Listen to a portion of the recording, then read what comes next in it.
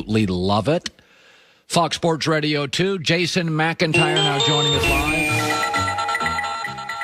All right, we call it tomorrow's headlines today. You're a former newspaper guy. What's the headline tomorrow for a huge weekend of football? So let's start this. Tomorrow's headlines today, Colts at the Bills. What's it going to be?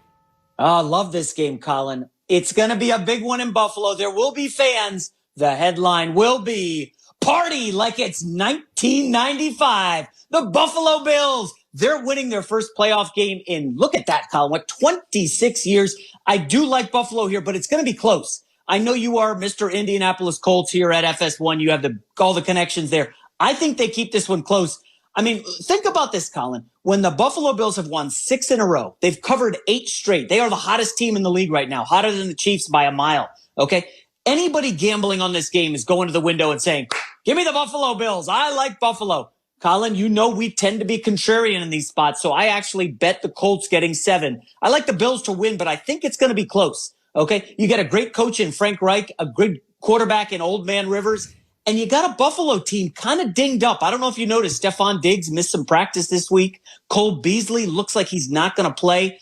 Ultimately, I do believe the Bills prevail. One number for you, Colin. Josh Allen, just to show the maturation, he's prevailed this year. Okay. Last year under pressure, 5 touchdowns, 4 interceptions. This year, 12 touchdowns, 6 interceptions. He's so much better when rattled and under pressure, and he will be in this one. I like the Buffalo Bills to pick up the victory. All right. Tomorrow's headlines today. Rams at the Seahawks. What's the headline going to be? Ooh, it's a great game. Defensive slugfest, right? The headline will be Rams can't get Goff the ground. Remember, Jared Goff got the 3 screws in his thumb, and it's a weird situation, okay? McVay is kind of hedging his bets. I don't know who's going to start. I saw a poll online that said Rams, 77% of fans want John Wolford, the backup, to start. Well, Seattle fans, 100% of them want Jared Goff because they know he's very limited. Okay, this is a guy who has struggled at times. He's the franchise quarterback. Colin, the more you look at it, does Jared Goff give this team a chance to win the football game? Think about this. The Rams are better than Seattle in every aspect. Wide receivers, running backs, defensive line, secondary. The Rams are the better football team, but quarterback is the big chasm here and why I like Seattle. Ultimately, Russell Wilson, significantly better than Jared Goff. And, of course, John Wolford, we know how first-time quarterbacks do in the playoffs. Tomorrow's headlines today, Brady and the Bucs at Washington.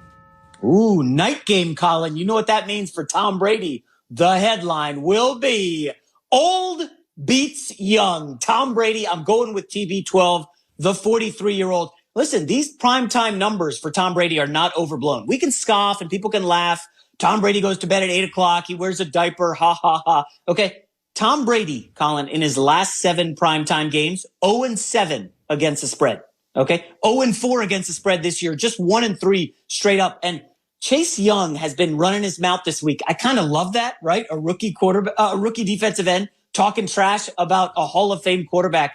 He's going to have some good numbers this weekend. This is not a great matchup for the Tampa Bay left tackle, Donovan Smith. Chase Young has a big game, but Tom Brady ultimately gets it done in a low-scoring, close game. Yeah, they got more weapons for sure. Tomorrow's headlines today. This one, Ravens at Titans. I don't think this is not one of my favorite bets of the weekend. I do like Baltimore to win. What say you? Okay, the headline will be simply marvelous. Give me Lamar Jackson finally winning a playoff game. Colin, that's weird that you don't feel confident about Baltimore. This might be my strongest bet of the weekend. I like Colts a lot. I like a couple totals we'll get to shortly. But I really like the Ravens here. Think about it. After Derrick Henry had 193 yards in the playoff game, okay, what do the Ravens come out and do? We got to bolster the run defense. Let's get Calais Campbell. Let's draft Patrick Queen. Let's trade for Yannick Ngakoue. They've got the defensive pieces in place to stop Derrick Henry. And I know Titans fans now are shouting, well, Jay, Henry had the game-winning run in overtime when they beat the Ravens. Well, Brandon Williams and Calais Campbell missed that game. If you listen to what the Ravens are talking about, everybody's healthy. Colin, I would not be surprised if this were a blowout for the Ravens. I'm going to give you one number. Nobody mentions this. Nobody talks special teams. But when I was riding Joy's Miami Dolphins earlier this year, their special teams were huge. Ravens, number 2 in the NFL in special teams. Tennessee, 29th. That's an edge you can have. Give me Baltimore big here. Tomorrow's headlines today: COVID-plagued Browns at the Steelers. Oh, poor Baker Mayfield. The headline will be Steel Curtain closes on Baker. Colin, I mean, this is unprecedented, right? They can't get to the playoffs for 18 years. And now they have without their head coach who has COVID. And this is weird because he can have no communication with the sideline, right? About an hour before the game, communication stops. And you know there's no precedent for this, but guess what? We just saw Clemson, Ohio State, and you called that correctly. Ohio State would win. Clemson was without their offensive coordinator, okay? He had been there 6 years. And if you watched early, Clemson's offense was hot. You're like, oh, they don't miss the OC, but those are the scripted plays. Every game, they script the first 15 plays. Clemson did well early. They did nothing after that because the in-game adjustments are massive. Without Kevin Stefanski adjusting against an elite defense, I feel bad for Baker Mayfield. I really like Pittsburgh here. Yeah, so do I. Finally, tomorrow's headlines today: Ohio State number 3 and Bama number 1.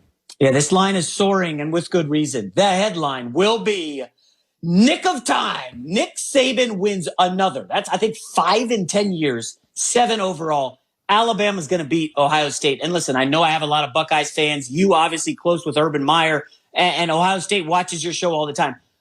There is some chatter online. You don't know how accurate it is that these cluster COVID situations are happening at Ohio State. There are rumors about which part of the defense is going to be hit hard. All I'm saying is just go ahead and take Alabama now. They will win this game. Ohio State was tremendous against Clemson. It was an excellent matchup, but there are no advantages here. I kind of like Alabama to cover the spread. Well, and I also think Alabama's strength is Ohio State's weakness, which is Alabama's O-line, time to throw, great receivers, and sometimes in the back end the Buckeyes struggle. So I agree with you. Yeah, you know, it's funny I only bet 2 games this weekend. I took the Rams and I took the Steelers. It's not that I don't like Baltimore. It's just until you see something, you don't know something. And it's like, I want to see Lamar. I want to see him play. I think they're going to win. There is a narrative building. Does he fall behind?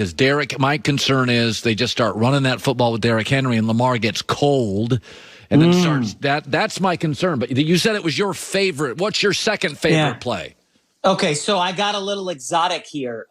First half under, Washington and Tampa. Okay, Washington is the 3rd worst first half offense in the league. Okay, Tom Brady, primetime narrative. At night, Saturday, Mike Evans, we don't know how healthy he's going to be. Washington's going to play it safe. They are ultra conservative with Alex Smith. So they're just hoping to run the football, a couple checkdowns. They don't score in the first half. I think Tampa comes out